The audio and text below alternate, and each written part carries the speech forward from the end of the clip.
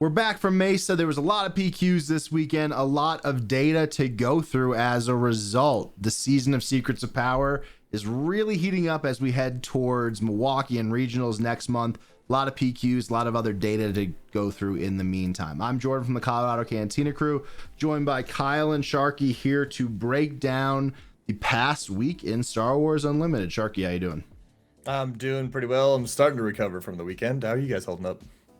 Yeah, tired. I mean, we made some travel mistakes, I think. I was back at my house at like 1:30 in the morning in a snowstorm too. Woe is me. A lot of stuff to go through. Kyle, how you doing?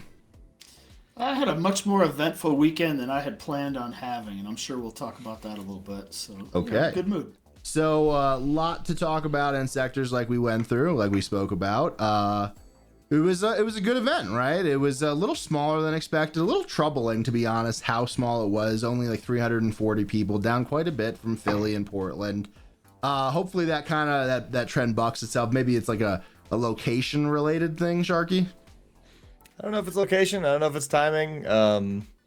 I don't know if it's the fact that regionals are a month away and, it's the American regional. So a lot of the population that can go to one or the other tried to go to the regionals. Whereas, I don't know. I'm not willing to give too much stock into one data point yet, but sure, it could be a problem if it continues. I think the time is an important thing that you referenced because it's a tough time of year, right? Yeah. Like it's just after the holidays. People maybe took a bunch of PTO during or before the holidays. You have trips, you have family, you have all those different responsibilities. I think we've all probably felt and experienced that with like our own testing this set and how many times we've been able to like get together in person, all of those different things, right, Kyle?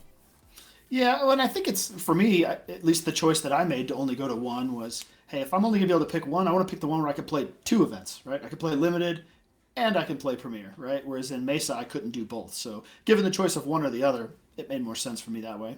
Fair. I think that makes sense. But overall, it was pretty good. It was in a relatively nice, small convention center, great parking, good tables. Like it was run pretty smoothly. It is a shame that like the first time that FFG didn't mess up the promo logistics. Not enough people were there to witness it to tell everybody that it was things have changed.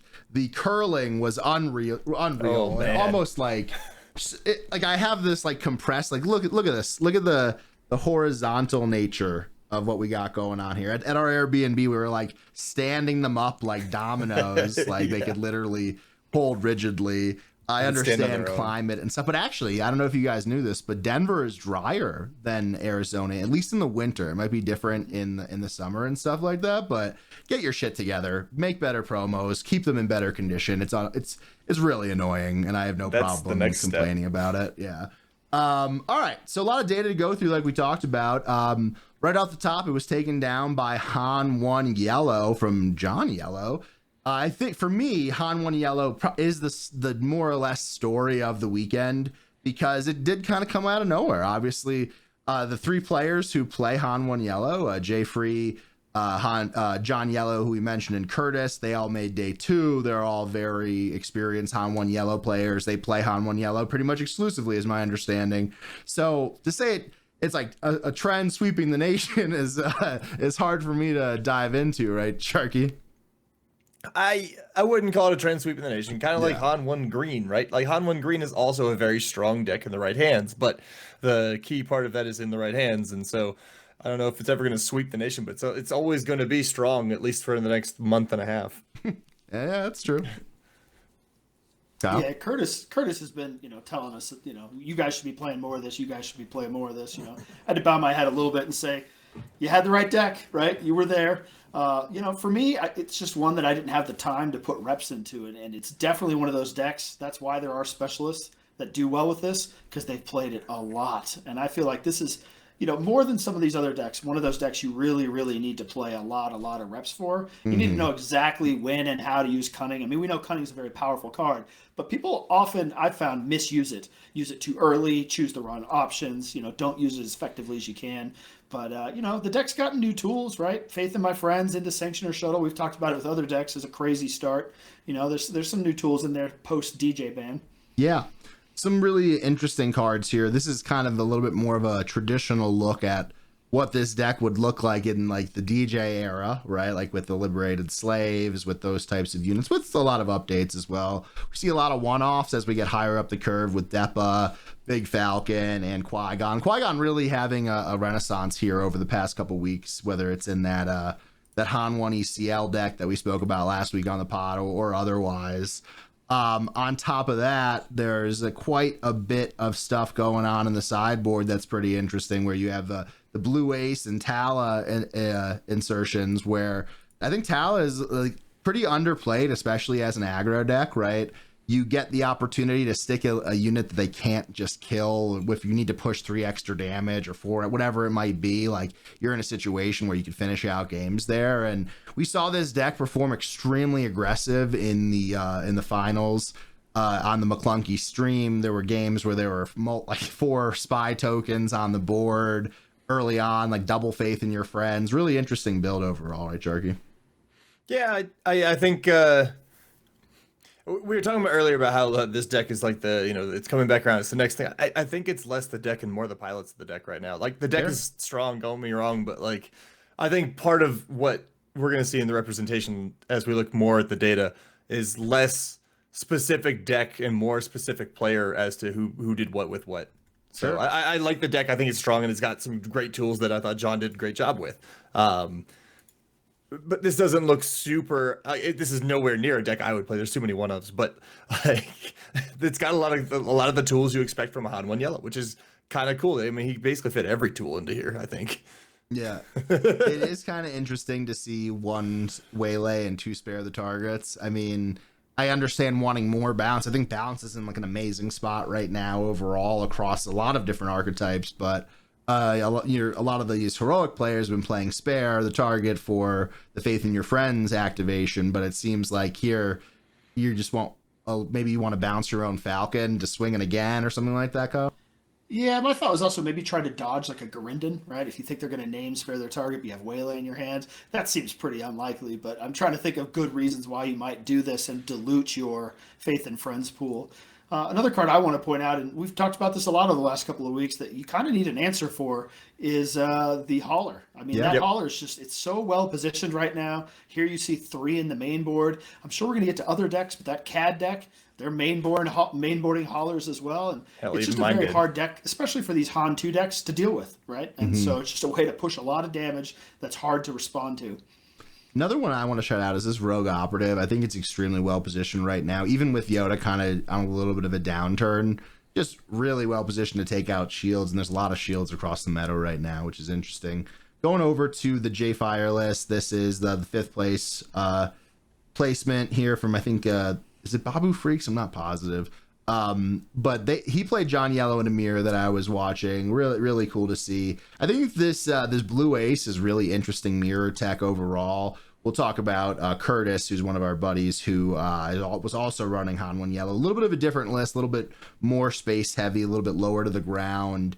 But as you compare the list a little bit, one glaring omission from Curtis here that the others had is the Blue Ace, and I think that really ended up hurting him in the mirror.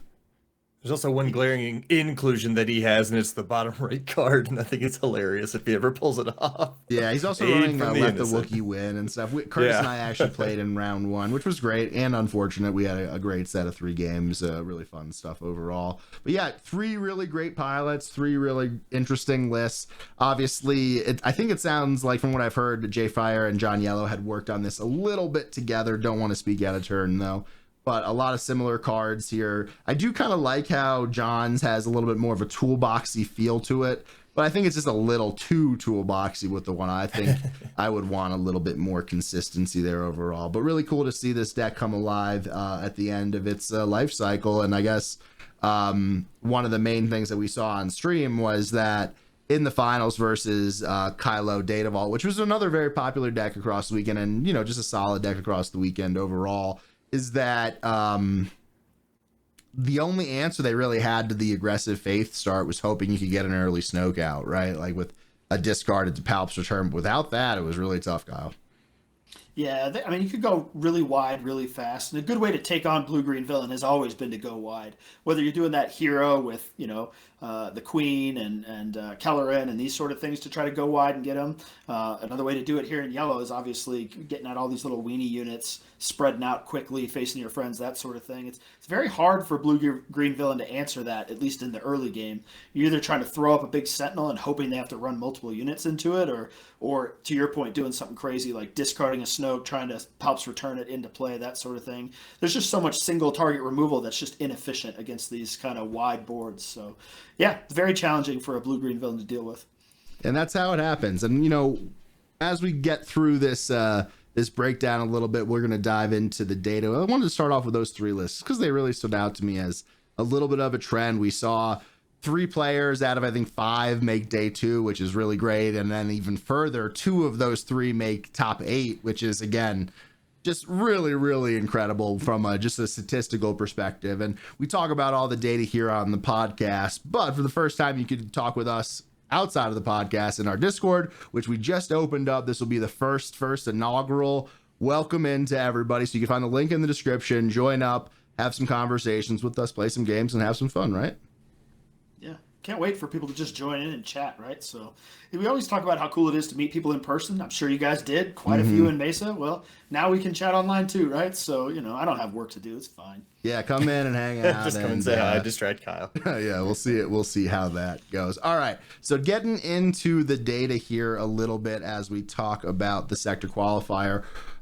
Looking at overall representation, we have Unknown being a huge player here in the meta share. But we had Han. So the first thing I want to talk about before we go to leader and base is just that Han 2 really stood out, whether it's from the ECL perspective, the Paul Heaver list at 35. I think there were a couple of those. There were a handful of 30s, including our own teammate Paul, who had winning into top 8, ended up falling right outside the top 16. A lot of Han 2 Blue Force. And then we take it to the other side, obviously the most played deck of the weekend, and that's Han 2 ECL. And just overall, the cheating resources stuff, Han 2 was literally everywhere. And I think a lot of people are seeing from the outside and they're just ready for March, right? I hate to oversimplify it, but it does feel that way, right? I'm people.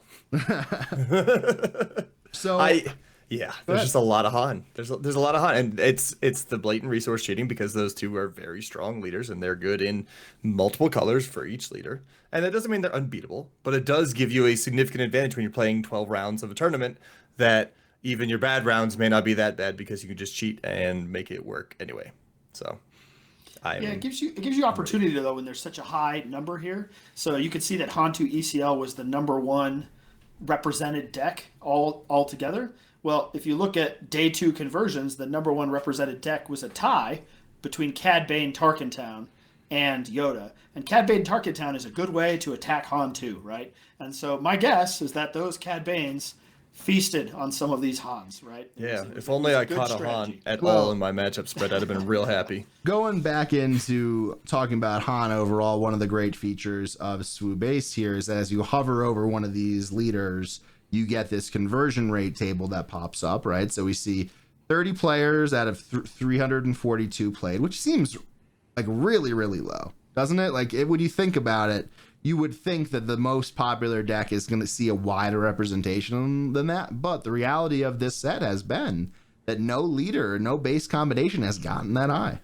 I'm willing to bet that some of the unknowns are also Han, just based on statistics. Fair. But yeah, it's going to probably be roughly the same percentage. Let's call it 35 then, to be fair. I mean, something like that.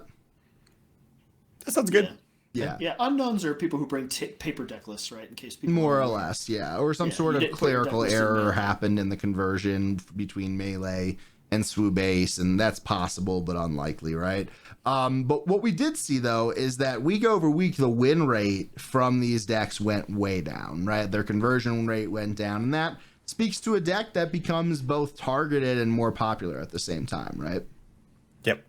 Yeah, can you stand as the top dog, right? I looking back on previous metas, there's a couple of decks that have really stood up to being the top dog. You know, the original Boba 1, Django, that sort of thing, and they had to be dealt with. And we've had discussions around, have we had a deck that needs to be dealt with in this meta? You know, it started with Anakin, it got kicked down by Yoda. Yoda started to take over, it got kicked down by Han. And now to your points, there aren't as many people playing the Han 2 as you would think. And I think part of the worry there is getting kicked down by these Tarkin Town decks. So, you know... I don't disagree in any way, right? But I also think it is just like a wealth of options. There's too many, for me at least. I think there's too many cards in the pool, right? I think at this point, I would argue and I would wager, you let me know in the comments below if you agree or disagree, that when we look at the end of this next rotation cycle, that we'll experience a similar thing in terms of market being spread out of representation, right? I just think there's so many options, there's so many archetypes that you can make work. Right, like even Palp is randomly on the screen right now. Even Palp, right? Like you could play Colossus, you could play 30, you could play Yellow. Even with one leader like that who is never individually that popular, then we go over to CAD, right? Like Sharky, you've always been a mid-range proponent. Weenies were really popular today. We'll talk about that obviously with the Bothan guys all bringing it. But I just think there's so many options right now that it makes it hard for any one person to concentrate on anything in particular. I agree in general with what you just said. The issue that I have is that there are certain color combinations that the question of why not Han becomes significantly more relevant than the other ones. Because I think either Han does it better than pretty close to everybody else that exists. Now, if you're not competing in their colors, then it may not matter. But I do think that the biggest problem I have with those leaders is that the question of why not Han is still relevant for a lot longer, and generally the question usually has an answer of, oh yeah, I should probably just play Han. So I've made that decision myself. Yeah. So well, right, just like play Han. Yeah. So I guess when we look at this is the day 2 spread compared to the day 1 spread. So looking at it again, we see a Yoda and second, Piet in third, Han 2 Blue in some form or fashion in fourth. The interesting thing, though, if we combine all the Han 2 Blue variants, it's actually the third most popular deck. It starts to climb across these. So I think it shows just the flexibility there, to your point, Sharky. Looking in day 2, we see Cad and Yoda as the highest represented, with Han Solo 2 ECL being there in the third spot, followed by Han 1 Green getting a little bit of a resurgence. Then Palp behind it, Han 1 Yellow getting 7% of that group here, which is just pretty crazy. If you look at these conversion rate stats below, like we said here on Swoop Base, you have 1.5% of the field, 4.7% of the top 64, 7.1% of day 2, 25% of top 8, right? I don't know if I've ever seen numbers that stark in comparison. Yeah, to the moon, right? It just shows that so few people actually brought it, and those who did obviously did well. So yeah. I think that goes back to the point earlier about the players being the specific piles of this one are really good players. So I'm not really shocked by the increase in representation as you go along because of that. So we see Cad Bane, Tarkentown obviously getting a pretty big boost over the past week. It was only 3.8% of the field, which is a little bit below what we predicted. We predicted just a little bit between like 4.5 and 5, I believe. And that's kind of what it usually has jumped up to at its peaks in the past. But then we see in top 64, 10%, so a huge jump up there, 11.9% of day 2 decks, and then 25% of top 8. So really, really strong weekend from CAD, Sharky. Yep, it was. I will say overall Tarkentown decks were a little lower represented than I expected. If you look at the bases, it's up there, but it's not as high as I thought it would be. But the Bothans came with a really good CAD 1-drop deck that Carlos finally convinced all of them to play, and the numbers reflect that. Also, it showed when you have some of the KTOD guys all switching onto Cad Bane, and all of those guys are really good players. So it's not particularly shocking to me that the day 2 and top 8 representations both were fairly high. So one of the things that I thought was really cool about the Bothan variant of that deck was the inclusion of Screeching TIE Fighter. What'd you think about that? That was probably my favorite inclusion that I didn't know was coming. That one is it's not the one answer, but it is an answer to a lot of the Sentinel problems that I had with the 1-drop variant in the first place. So I think it's a really cool play. So in hindsight, this past weekend you played the mid-range version. Do you think if you had sectors this weekend, you would play the 1-drop version, or how would you be feeling? No, I think I made the right deck choice. I just caught the wrong matchups. I targeted specifically Han 2 ECL, Han 2 Blue, and Cad Tarkentown. and I caught blue-green villain, blue-green hero, and Han 1 green, which Yeah. is kind of the matchup I had chosen to do less good into and or punt in certain cases. So like some of it is matchups luck on my end not being great. I still ended up going 3 games in all 3 cases. Like it could have gone either way for me in every game I played. It just sucks that I didn't get the matchups I was targeting. Now, maybe I targeted the wrong matchups, but if we look at all the overall numbers, I actually think I targeted the right ones. So I think it speaks honestly more to the perspective of how wide the meta is right now, and just the concept of like what you should be targeting or targeting at all. Or how heavily you target it may be something I would probably step back from. But I don't think I'd change which deck I was playing if I was playing another sector this weekend. Man, this is one of those things, though, that just, to me, makes Wu such an impressive player. Yeah. It doesn't seem to matter. It doesn't seem like he ever hits that matchup variance. He's going to be making the top cut, right? So, at some point, we hit the certain matchups and it can go wrong. We talked about it last week. I felt the same way as you did this time. I felt like I picked the right deck at our PQ down in Pueblo and just hit the wrong matchups. But, man, somebody like Wu, he's going to push through it anyway, right? So I guess we got to find that magic. I'm not on that level. I need the matchup luck to go my way, too. Yeah, I think it's a valid conversation. I think it leads to an area where you're thinking about, like, one, should you try to target anything? Right? Like, honestly, it's a valid, I know it's a hyperbolic question, but it's a valid question when you see this percentage variance, right? Like, I think one thing to keep in mind with the CAD of it all, right, is that CAD is like really targety, right? It really does well against things it does well against, but into the overall wide meta, I don't know if it does, right? I think there are matchups that could be challenging. I think that like some of these tweaks really improve the things, but like you mentioned, whether it's like blue-green villain or blue-green hero, there's a lot of things that could really grind it to a slog. And as we're in this like triangle, geometric shape, rhombus, whatever the flip you want to say it is, I think it's almost like that old DVD screen that goes like from side to side to side, and like what are like the real odds of you landing on the thing that you're trying to target, as opposed to a random corner that you're not expecting. Yeah, to be fair and close the conversation on Wu, he did meet his end in the top 8 with blue-green villain, right? So finally hit that counter matchup. Yeah, I mean, even then, the ones is supposed to be good into that matchup for the most part. I didn't get a chance to watch that game. I think I was walking around, may have been talking to Frankie at the time, but like, yeah, I'd love to have seen how that one went and how close it was. Yeah. So another thing here is that while this week was not necessarily dominated by Yoda like previous weeks, we do see the day 2 spread for Data Vault still being the highest overall representation, above Cunning, above ECL, above Command. Obviously, this is just the 30 build, etc. If we look overall, it kind of fits that same narrative with 77 of these decks being Data Vault, with 62 being unknown. Who knows what they are? Someone maybe.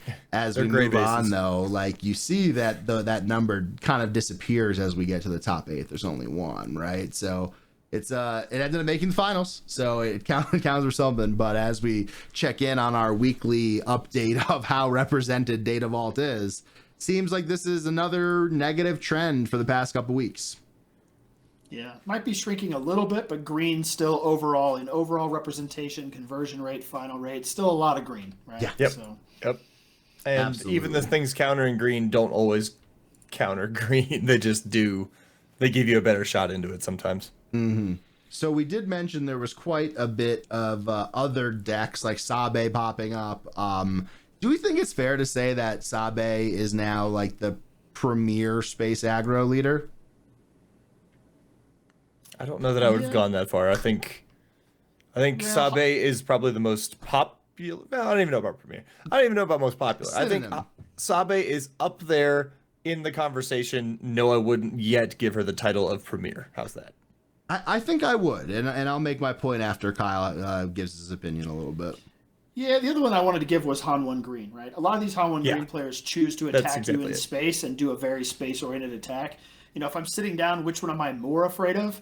It depends on what I'm playing. If I'm playing a Han 2 variant, I'm probably more afraid of Sabe. That Tarkentown start is brutal, right? But if I'm playing blue-green villain, something else like that, it's Han 1 green. I would put those two at the top, and then I'd kind of put them head-to-head, depending on what they're playing against. I think I would have them in almost wholly different categories, if I'm being honest. The decks play so differently. There are so many, like, the amount of ground units that any Han deck is playing, a Han 1 green deck specifically, they obviously are trying to get you in space. They have the pilots, they have the Falcons, they have the haulers and stuff like that.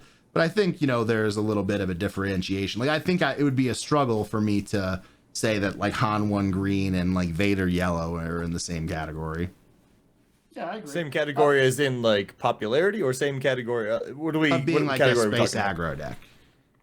Oh, I see what you mean. Okay. But my point is I think that in the past couple of weeks, you've really seen Sabe stake her claim. Yeah, the Sabe decks I played against recently definitely tend to do the kind of one drops in space, try to go wide in space, do the sanctioner shuttle thing, but they do a bit of a pivot a la Han Green, so I would still argue to put them the same. Is like they come after you really hard with the weenies in space fast and the hauler and that sort of thing, but then they pivot to flipping Sabe on the ground. I've been Plo Kooned a few times. You know, just when you're starting to get that space stuff under control is when they shift to the ground and finish you off, right? So, you know, I agree with you, though. At least from an initial start perspective, it is more of a kind of go wide space aggro thing. Yeah, I mean, I think in the Sabe targeting down deck that I play, Plo Koons, I have 2 in the side. I'm running Faith in Your Friends.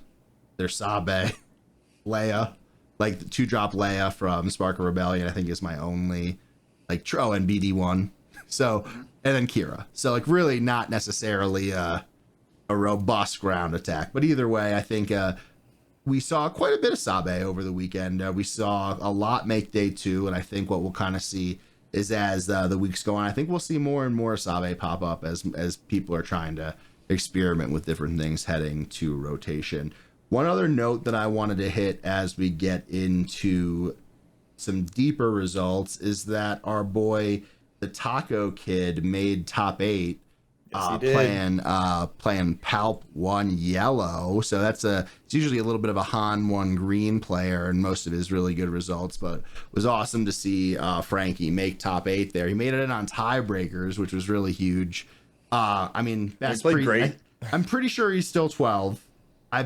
Kyle thinks he might be 13, but I think I think we could safely say he's the best preteen in SWU. Yeah, I mean, he's terrifying to play against. You know, you play against him and you think, at least the first time I played him, you know, a lot of times you sit down across a younger person like that and you think, well, we're going to have a good game. We're going to be nice. You know, I'll probably get a win here. Not if you sit across from the Taco Kid, right? You're probably going to get rolled. Yeah, he's going to be super rude too. So, like, you know, you don't have to be nice. No. Just got to be mean to him. Yeah. If he knows you well enough, he's also really getting good at talking shit too. So. Yeah. If I could tell Frankie anything, though, it would continue to be slow down. Yeah, take it Slow easy down, there, brother. Slow down. Yeah, no, he processes the game extremely fast for a kid. I love it. Yeah, It's fun to watch. Super him. smart kid and super great run here. Saw some interesting inclusions like the Slime Moore here from Twilight. Like seeing that. I don't even know what that card does, but I liked seeing it. Some other pretty cool things here. I mean, obviously this deck grinds really hard. Garindin and Mazine are a great combo. A lot of really cool things you could do with Change of Heart.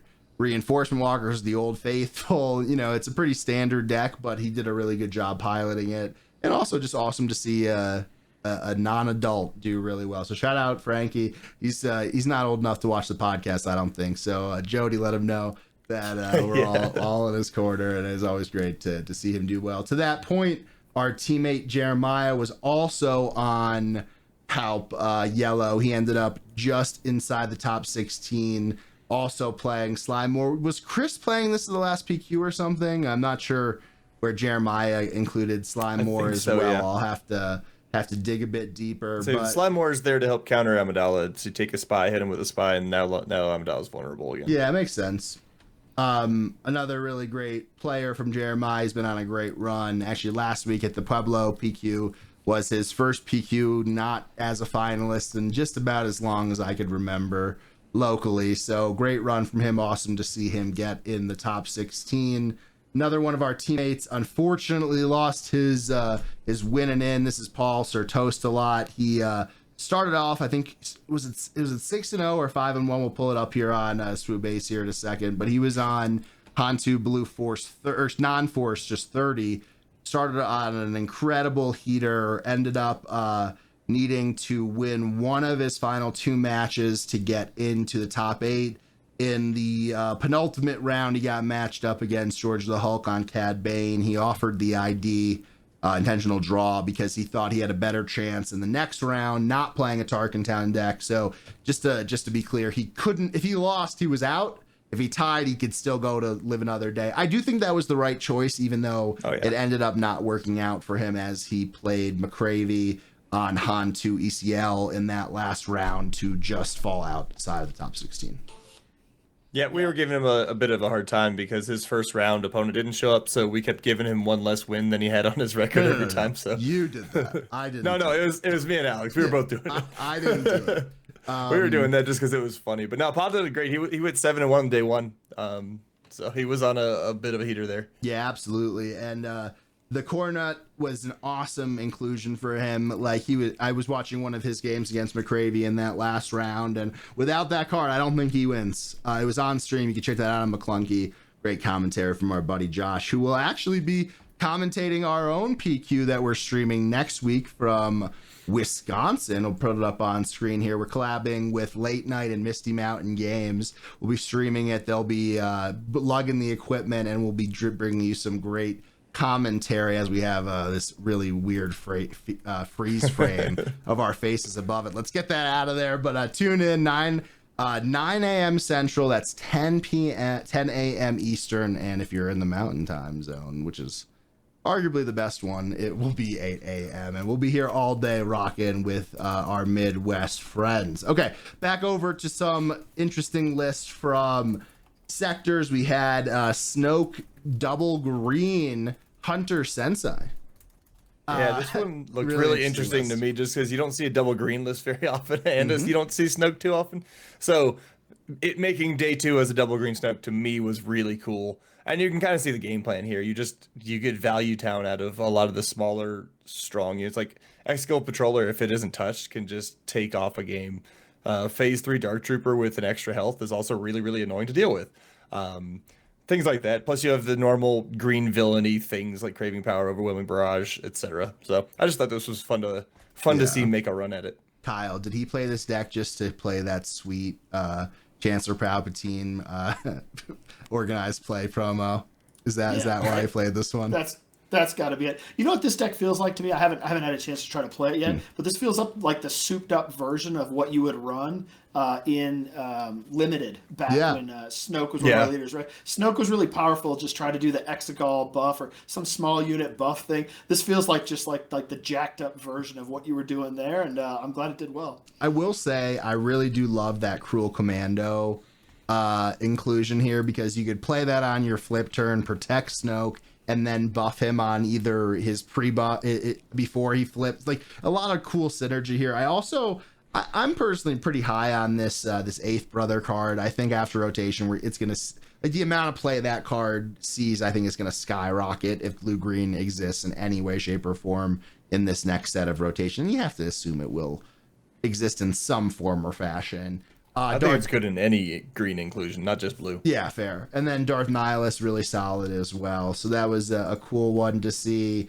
I think the last one that we want to talk about here is from our buddy Crispy from the Bothan Network, running Kylo Ren Security Complex, really boosting up some Axe Woves. You got Migs really enabling some of Kylo's cool stuff, popping shields, killing units. Really great list from Crispy. He's always running really interesting stuff. I know, Sharky, you're a fan of this one.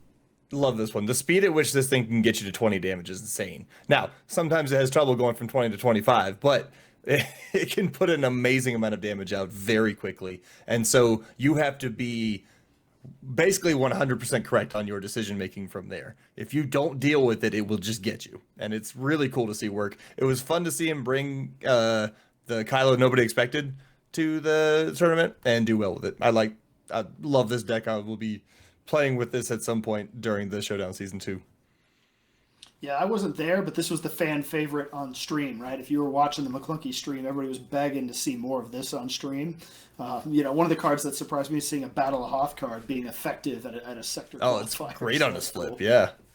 Yeah, and I've always been a fan of aggro decks using shields. Going back to the Kaz security complex deck that I've always liked to play. I just think it adds, it's like a reverse tempo play where like you're not playing a tempo deck. It's almost like an aggressive defensive posturing deck, but it causes your opponent to use their tempo to deal with it. And I think when you're talking about a unit like Axe Wolves or even somebody else, it's really challenging for some decks to deal with a souped up shielded unit. It just is, right? So a lot of good synergies here, ranging from the Migs, the Kylo's Tie, Battle Fury, Infiltrator Skill, blocking those Sentinels on the ground. And like Kyle mentioned, really cool to see the Battle of Hoth set get some play. One interesting inclusion for me that makes a lot of sense in hindsight, but the shoot downs in the side, not a card seeing much play inside the meta. And then a limited favorite, the Armor of Fortune. Love seeing that. Yeah, plot armor's great. Gives Kylo an extra hit, basically. All right, so I think that's about it for sector qualifiers. Anything you guys want to hit on? No, FOMO that is covers real. all the things I had. Cool. So, go ahead, Kyle. I was just gonna say, from a FOMO perspective, the tournament was cool to kind of watch, but it was definitely the, not being there in the house, right? Not being at the Airbnb, hanging out with you guys. You missed a really interesting house. It was a weird layout. It was a great house. Shout out Megan on Airbnb. But I guess before we get into the PQs, we could talk about it. But so we rented an 8-person house. It was 6 of us, and then from the Cantina Crew, and then Alex Krez from Late Night and Blue Milk Gaming with John from John Lights Out, also from Late Night Gaming. We had a great time. Just I think it was in Tempe somewhere, a little bit outside of Mesa. But there were some interesting things about the house. So like in the master bedroom, there was a beautiful king size bed, beautiful bathroom, beautiful closet. Like the closet was big enough to be like a bedroom, right? Like we argued saying, hey, like maybe Sharky should just sleep on an air mattress in the closet, right? Or something like that, because there was that much room. It's bigger than the room I'm in right now. But one thing that was really interesting is that inside the master bedroom, which I was lucky enough to occupy, or the primary bedroom, I think is now the term that we use, not master. But upstairs, there in the primary bedroom was also a set of 2 bunk beds. So that's where Sharky and our teammate Alex were stationed. So we had like this 3-way shared room. But wait, there's more. As you walk down the stairs to go into the bathroom, there was no door in the bathroom.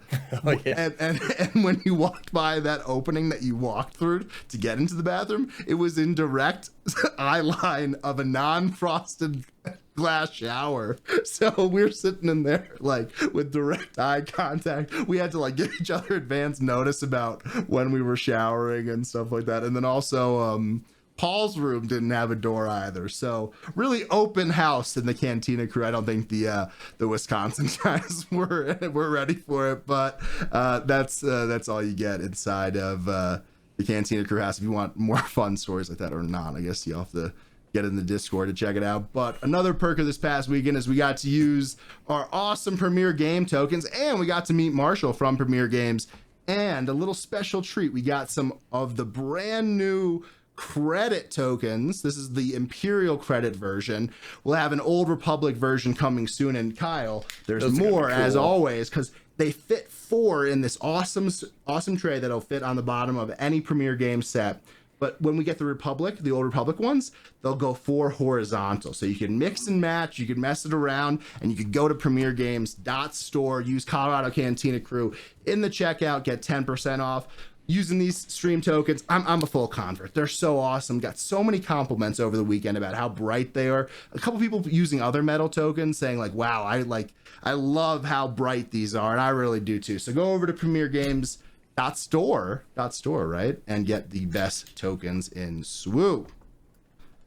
All right, over to PQ stuff. So Kyle went to a 20-person PQ and took it down. He was really rude and dismissive when I won my small PQ. So I'll do the same to him. Kyle, congratulations. Oh, I give him all kinds of crap for this one too. Like, I mean, there was more people, I think, in the Twin Suns pot. There was more people at the Albuquerque PQ for sure.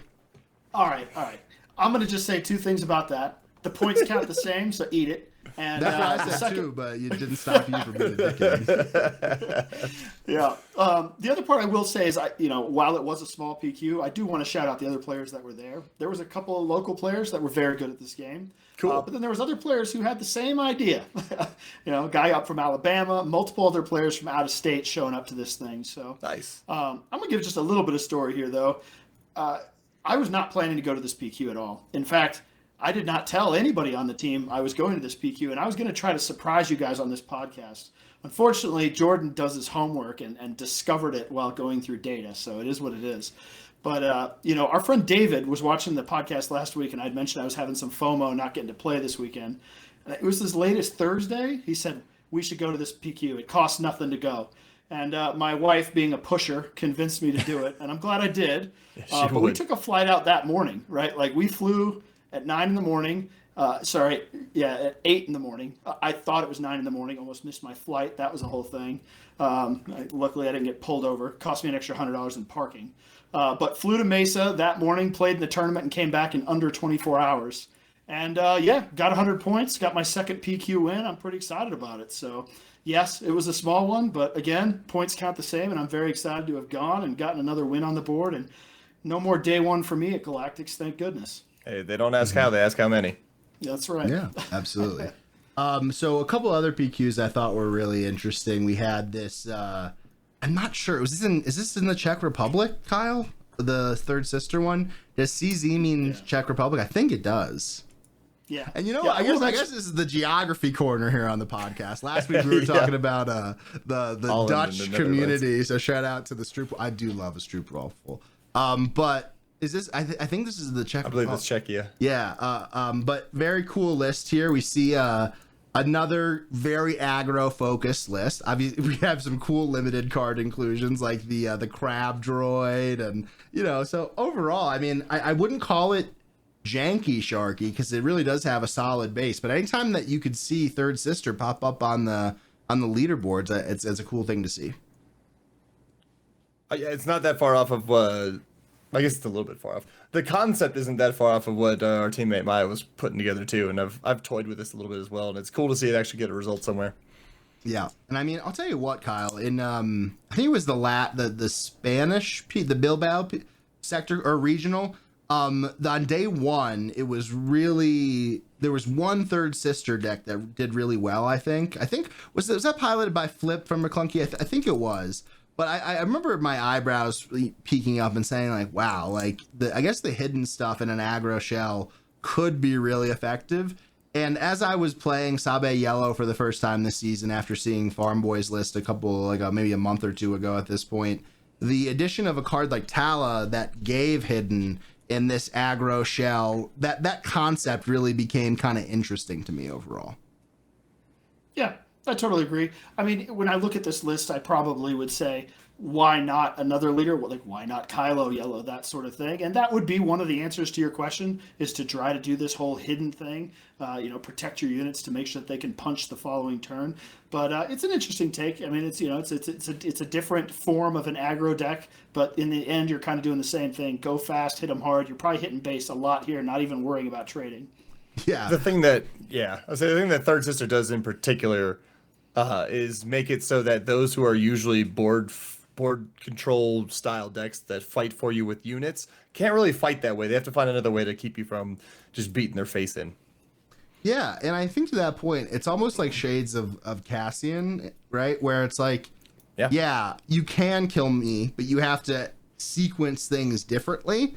And if you don't sequence things differently, I'm going to punish you for it. I think that's a good way to look at it. Right. So let's hop over to the data from the PQs again over at our friends at Swoop Base. Again, another big week here from Unknown. So got to get that ironed out as we want a more complete data. We're already deprived of data. We don't have enough to be statistically significant. I want as much of a rich data set as I could get. So we do see the top leader base combination, Yoda Data Vault, followed by Han2 ECL, and then good old faithful Piet in third place. Sharky, is Piet just never going to go away? I mean, Piet's going to be a lot like Boba. People are going to play it. And we kind of brushed on something earlier that I thought was also related to Piet.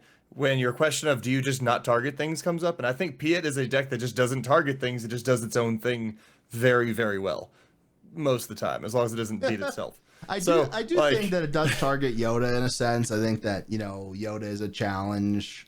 They're not usually picking cards to target Yoda, though. It's more like the entire deck just happens to be good into Yoda. And I think this is a deck where you can kind of just do that. You can show up, you can do your thing, and if they can stop you, well, that sucks, but maybe you can still go faster than they can.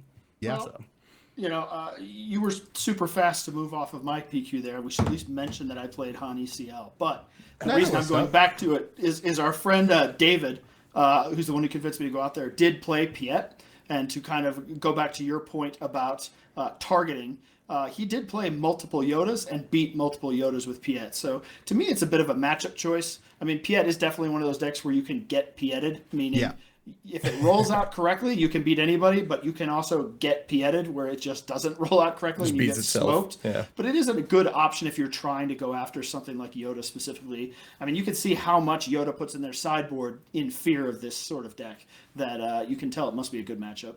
Yeah, no, I completely agree. And it's not only what you put in your sideboard, it's what you have to hold in your hand, right? Like you more or less have to hold an 8-drop in your hand, a 9-drop in your hand. Like even if you have to make a bad resource decision out of fear that you're going to get data vaulted in time and not draw an 8 to discard on your Yoda flip to kill a Fulminatrix or a Devastator, obviously Fulminatrix a little later. But all these things as we talk about it is really important. Here is the list here. Did see a Sabe Tarkin Town. We do see a bunch of Yodas in the top 8 here. It's actually interesting that we see 2 Yodas, 1 Phasma. So what was Techno Zombies on? Do you know? Sabine ECL. Yeah, he was my first matchup, Sabine ECL. And I will say the other one there that is not shown, that's CAD Tarkin Town. So I can tell you, I did, sometimes a top 8 can be a bit of a crapshoot. I was on a Han 2 variant, and I was scared of the Tarkin Town decks. My one loss in Swiss was to that Sabe Tarkin Town.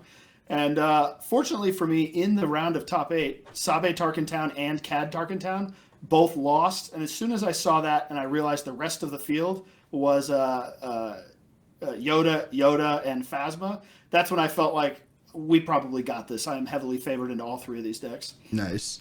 I think overall, as you look at how that sort of thing plays out, it goes back to the concept of targeting and the question of if you should do it or if you should not. Later in the weekend, in one of the events I was playing Sabe Tarkin Town, and I sat down against a Han 2 ECL, and he was really discouraged, right? He almost instantly said, well, this matchup sucks, which is fair in certain ways. I think the blue one is, Han 2 blue is a little bit more resilient to Sabe because of the ground swarm restore and prioritizing a Grogu start as opposed to a racing start. I think it's hard to race a yellow-red deck. It's even harder to race a yellow-yellow deck with Cunning, right? And sometimes you get shades of one or the other in between. I will say, I think that the Han 2 ECL and Sabe Tarkin Town match is extremely math-focused, where if you both try to race each other, someone's going to be wrong, but they're only going to be wrong by a really small margin. If it's a little bit more of the blowout style game, I think Sabe has the ability to kind of get that tempo on her side. But I think in those more even played matchups, really comes down to action economy and who's doing what when. I think we're going to have to go into a discussion sometime about this targeting things. There actually is 2 ways to look at it too. You can target through deck choice, and you can target through tuning your specific deck to face certain things too. Sure. Because I think you're right. There are decks you can choose to target other decks, but there's also configurations of your normal deck that you can choose, like your sideboard config or something like that, to target certain matchups that would normally be bad. Sure. Just that was an interesting. You got to work your way around it, right? byproduct. The card Tarkin Town targets Han 2 because I'm damaging my own things, and it's a challenging thing. Yeah. But to your point, you work around that with cards like Gunji, right? Or Hard Mulligan for Gunji. Include it in your deck, that sort of thing. In fact, we started seeing Gunji pop up in Yoda decks where it wasn't previously popping up. One of the day 2 conversions included Gunji, and we kind of talked about why that might be the case, and that was fear of Tarkentown. Yeah. I did mention my one loss was the Sabe, right? And the interesting part was really the Sabe hero ability. In both the games he beat me, that hero ability kept ripping my wreckers off the top, and I really needed wrecker. So that was one of the things, I guess, to fear about Sabe in the future. I think he also beat our friend David on Piet, and it was the same thing. He kept ripping the really key cards he needed to not get Pieted. So really a stronger ability off Sabe than I kind of gave it credit for initially. Yeah, and I'll like give myself a little credit, because the moment I saw that, I loved it, and I thought that it was really strong, and I was very surprised how just the overall negative tone of the ability was. And I think it's not like it's like this silver bullet, but I think that the knowledge it gives you, even if you're not hitting the exact perfect cards, really is a layer of plus expected value that you could expect to give yourself turn after turn. I agree. I like the leader, and I'm really excited to see Sabe post rotation. Yeah, man. And you know what? One of the things I think I said when we saw her get released is that I wish she had 7 health, or something like that, and she would have been way too good at 7 health. Too good. Just full stop, right? So I think good balancing there. I'll be excited until a year from now when I've gotten Sabe'd 9,000 times. And I'm waiting for that to get the F out of here. Just like the physical mechanics of touching someone's deck is kind of awkward. You know what? My opponent actually did a great thing when I played him. He said, "Hey, I'm sure you know how Sabe works. How would you like to handle this? Would you like me to reach across and grab the 2 cards? Would you like to hand them to me?" He kind of had that discussion before the game, and I think that's the right way to do it. Yeah. I'm definitely one of those people that don't touch my cards without asking. You know what I mean? It kind of makes me angry. It's like, that's my space. Do not touch it, right? And so I think that's asking is a good idea there. Personally. Yeah, ask. Have the conversation. Don't just reach over and grab one of my cards. And one more thing for Kyle, because I know your favorite card is Bazine. Like, Sabe's ability is basically getting Bazined every turn, and it's kind of awesome. And that might be a reason for me to run Sabe. A couple of the opponents that I played as I was playing Sabe, they kind of preemptively said, "Hey, I'm going to move my deck higher on the playmat for you," which so I could just grab it. I honestly thought that was like the easiest thing as from the Sabe perspective. Because not only do you have to grab it, sometimes I want to write it down, and then I want to give it back and be careful the way I'm giving it back and stuff like that. But yeah, I agree. It's the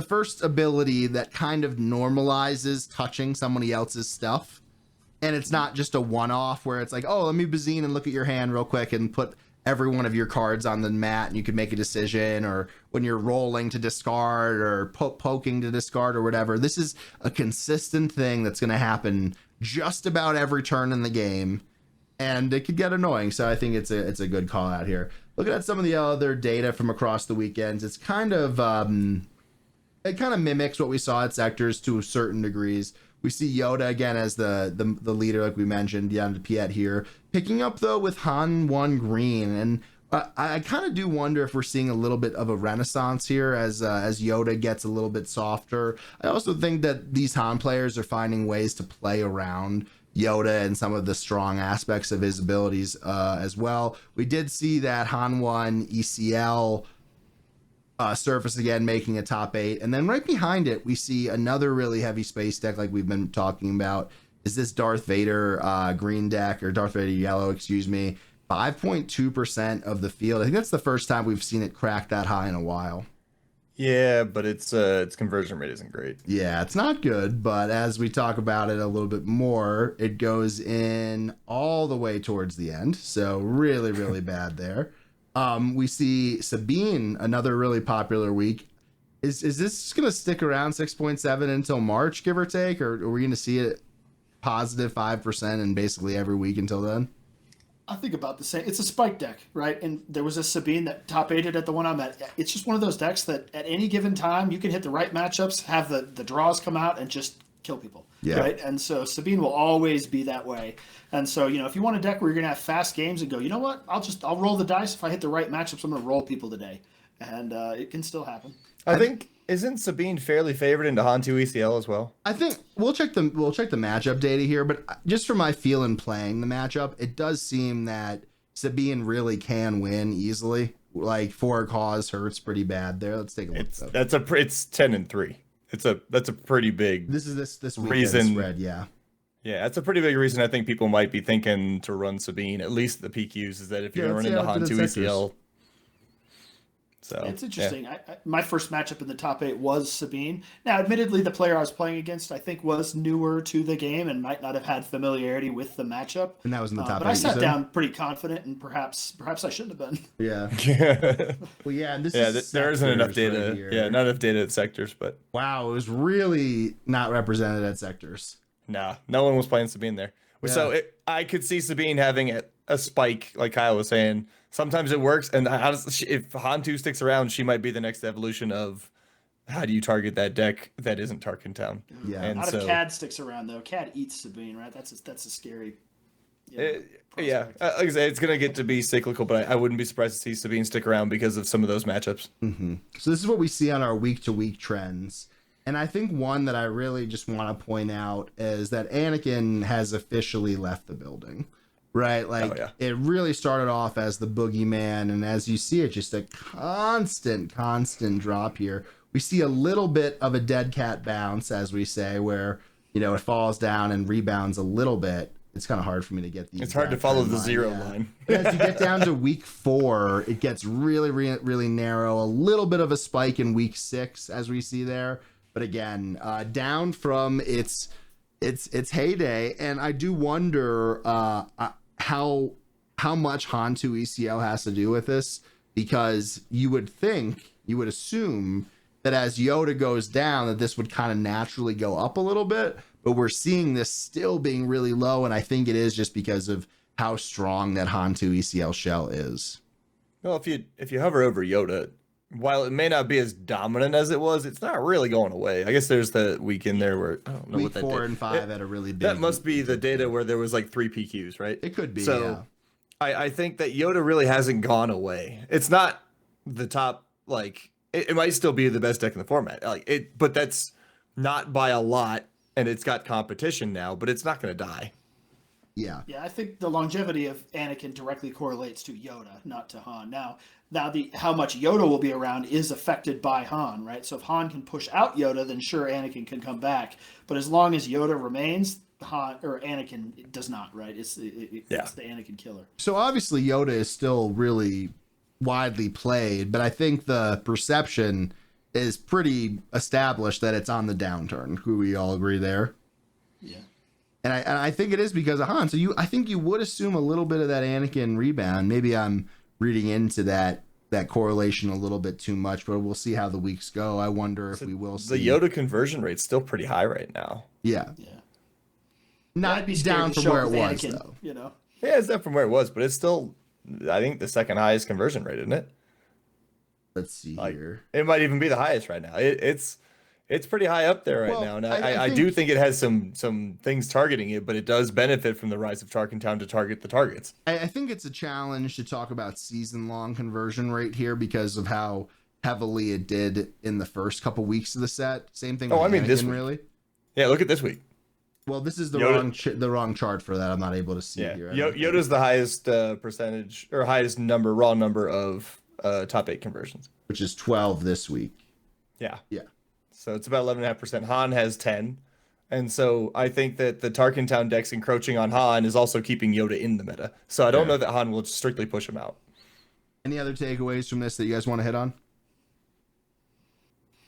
No, it's kind of more the same. I mean, the only part that stuck out to me was kind of a little bit of a rise in Kira and Kylo data vault. So I kind of lumped those two together in a way. Their representation and conversion did rise a little bit. I'm not sure if that's specifically to target a certain thing or just to get on a switch to something else, but we did see it in the finals of the sector, and if you look across all of the PQs, its play rate and conversion rates were both slightly up from where they have been. And the win rates are very similar based on the data I'm looking at too, like 78-ish%. Yeah. So if we were closing up here and recommending a deck or an archetype to play for this coming weekend, what would it be, Sharky? God, man, you can't pick one. I think this goes back to my previous thing of I don't know that I would pick a target deck. I'd pick a deck that does something really well and can spike. because I don't know that there's going to be enough settling to target something. I do think you're going to see a spike in specifically Kylo 2 security complex out of nowhere. I think you're going to see a bunch of CAD weenies and a bunch of Han 1 attempts, but Han 1 has shown to be relatively difficult to pilot sometimes, and so people tend to try it out for a week and then go back to what they were doing before. But I don't think the spikes are going to be so high that you have to start targeting any of those. Kyle? Yeah, I mean, the challenge is there's a couple of decks that are at the top of the meta that counter each other. I would say pick one of those and play the one that you're the most comfortable with. I ended up on Han Green because I said this is one of the best 3 decks right now, and it's the one I know how to play the best out of those 3. So I'm going to run it. Okay. I think that if I was giving advice for this coming weekend, one of the things I would say is don't play Tarkin Town. And the reasoning for me on that right now is that I feel like the Tarkin Town decks really only target one main deck here. That's Hantu ECL, Hantu Blue on the periphery as well. If you combine it, all of the things together, it's there. But I think that I would be more interested in targeting the wider field as opposed to just targeting Hantu decks. And I think the decks that might be in the best position to do that right now might be Blue-Green Villain. I can see the argument for that. Yeah. That makes sense. And I also think, like, obviously versus CAD, they're pretty good as well in the different Target Down builds potentially. Yeah, it goes into the round robin though. I mean, you know, I guess you're hoping then the Han 2 ECLs get pushed out because they're going to be a real tough challenge, you know. So, but that's exactly was the point, right? Was that we are in a pretty balanced circular meta here, and you're going to have those matchups that are just bad and the ones that are just good, and it depends on which corner you hit and those matchups you see. And if you combine the Kira and Kylo Ren Data Vault decks, those would be the third pillar of the 3 decks that are top of the meta right now. So I do think that is a reasonable argument that we kind of split among those 3. Yeah, and then I mean your choices within those I think are all valid, whether it's Kylo, Kira, Plot Palpatine, whatever it may be. We also I've been really impressed with how resilient these different Palp 1 builds have been as well. You know, it's been a while since we've seen them really, outside of yellow, be around in any shape, form, or fashion, right? So that's been really interesting. Okay, a lot of data to go over. We did it as to the best of our ability. A lot going on here at the Cantina Crew. Like we mentioned, we have that PQ collabing with Late Night this coming Saturday. We'll be streaming it here with commentary from all your favorite people across the industry. Myself, Josh Snyder, Kyle, Sharky, Jeff Creasy, a lot of new faces from the Cantina Crew and around the community as well. So please tune in. We'll be streaming all day long. Only our second PQ we've streamed on the channel here. So excited to do that. We have our Discord opening, which we mentioned. Please check out the link in the description. Follow in and become a Cantina regular. That's the role that we've assigned to you. And then we also have midday matchup coming up on Friday with Kyle and Jillian. Yeah, I'm gonna play my PQ deck. So I'm gonna play some Han 2, and we're gonna test it against CAD. You know, Jillian's been a long-term CAD player, but she's never really played this new kind of weenies space variant. And so I should be setting myself up to get my butt kicked, but it should be a good time. One thing I did want to mention earlier that I forgot to shout out was the event location in Billings, Montana. Galaxy of Games was awesome, and I just at least wanted to mention it. It's a new store. It's been open less than a year. But everybody there was really cool. And if you ever get a chance to play out there, check it out. Yeah. I mean, when you could go to a store and they like dramatically increase the pleasure that you have at one of their events, I think that's worthy of shout out. I think our teammate Travis, right? Yeah. We've heard of other stores doing that. That's awesome. Yeah. I was just going to mention that, like, you know, Travis, our teammate who moved to Massachusetts, was playing at Guardian Cards in Vermont, or maybe Guardian Game Cards, something like that. And he just said they had a spread for breakfast. They had a spread for lunch. Everybody was like, that's, take notes, people.